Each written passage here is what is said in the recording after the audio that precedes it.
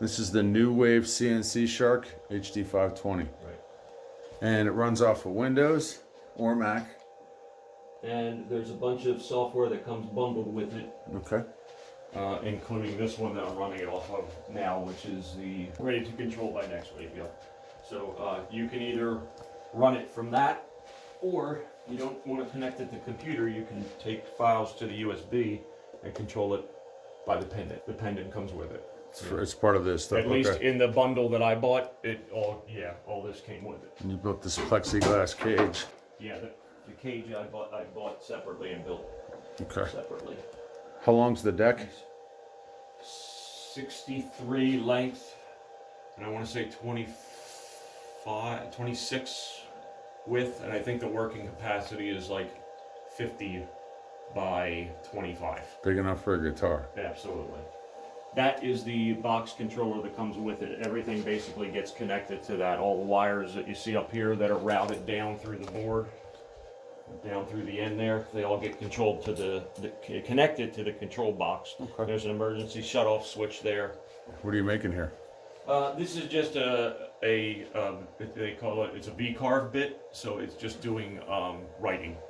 This came bundled with V-carve Pro, which is the software that you do all your design in, and then you basically output the tool paths to this or the pendant. So you're using V-carve Pro right now? Or no, I'm using Ready to Control right now. Ready to Control. Okay. V-carve Pro doesn't have the control over the router. So when you export the file from V-carve Pro into this. And what kind of file is it?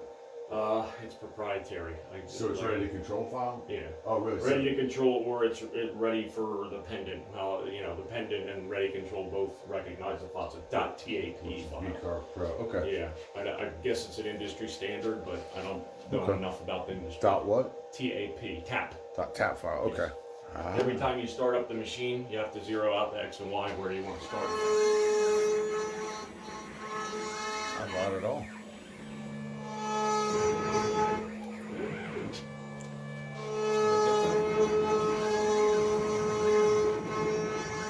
In with the instruction manual for the pendant, instruction manual for the unit itself, instruction manual for the spindle, the Ventric software, which is what you design with.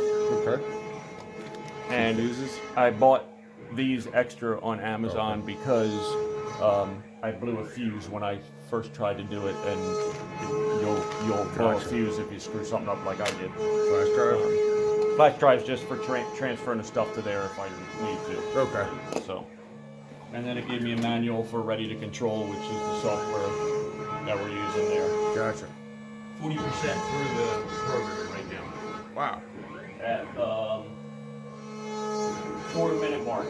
4-minute mark? Yeah, so it'll take about 10 minutes maybe to do the whole thing. Okay. Cool.